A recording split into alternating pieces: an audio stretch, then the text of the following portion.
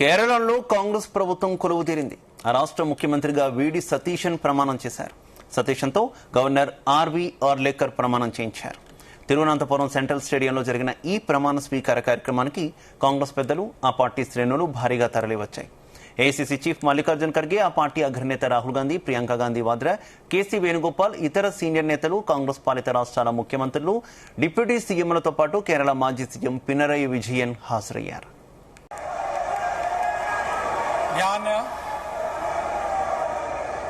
വടശ്ശേരി ദാമോദര മേനോൻ സതീശൻ എന്ന ഞാൻ നിയമം വഴി സ്ഥാപിതമായ ഭാരതത്തിന്റെ ഭരണഘടനയോട് നിർവ്യാജമായ വിശ്വസ്തതയും കൂറും പുലർത്തുമെന്നും ഞാൻ ഭാരതത്തിന്റെ പരമാധികാരവും അഖണ്ഡതയും നിലനിർത്തുമെന്നും ഞാൻ കേരള സംസ്ഥാനത്തെ മുഖ്യമന്ത്രി എന്ന നിലയിലുള്ള എന്റെ കർത്തവ്യങ്ങൾ വിശ്വസ്തയോടും മനസാക്ഷിയെ മുൻനിർത്തിയും നിർവഹിക്കുമെന്നും ഭരണഘടനയും നിയമവും അനുസരിച്ച് ഭീതിയോ പക്ഷപാതമോ പ്രീതിയോ വിദ്വേഷമോ കൂടാതെ എല്ലാ തരത്തിലുള്ള ജനങ്ങൾക്കും നീതി ചെയ്യുമെന്നും ദൈവത്തിന്റെ നാമത്തിൽ സത്യം ചെയ്യും.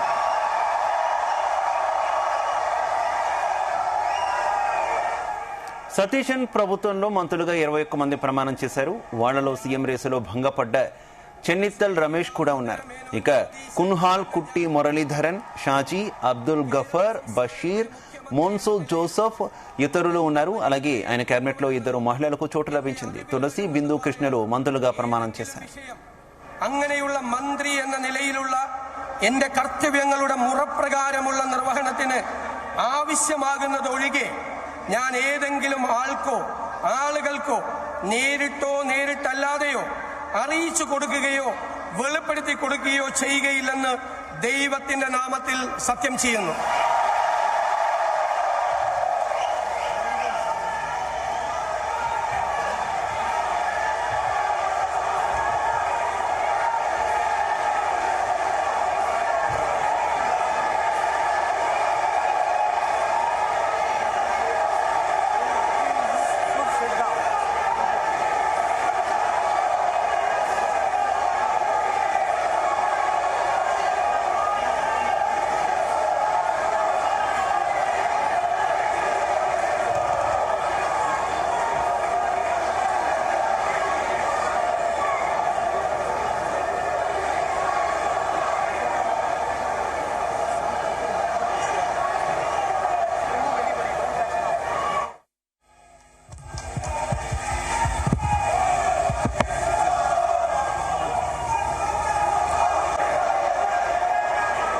ഞാൻ